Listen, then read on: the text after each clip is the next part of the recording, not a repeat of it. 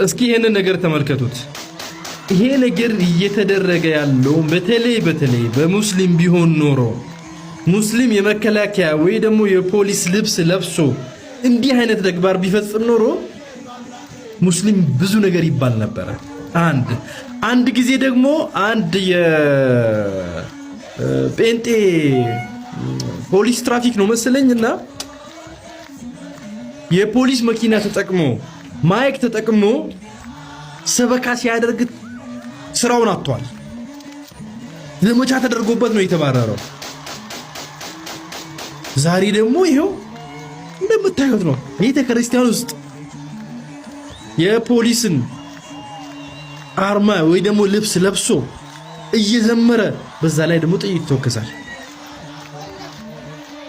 ይሄ ሰውዬ ተፈልጎ ተይዞ በአንቀጽ 27 መሰረት መቀጣት አለበት። አዎ በሉ እስኪ ባለፈው የጴንጤ ሰውዬው ላይ ዘመታችሁት። እስኪ ምንድነው የምትሉት? ዝመቷ ወዴት እየሄድን ነው? በጣም ይገርማል።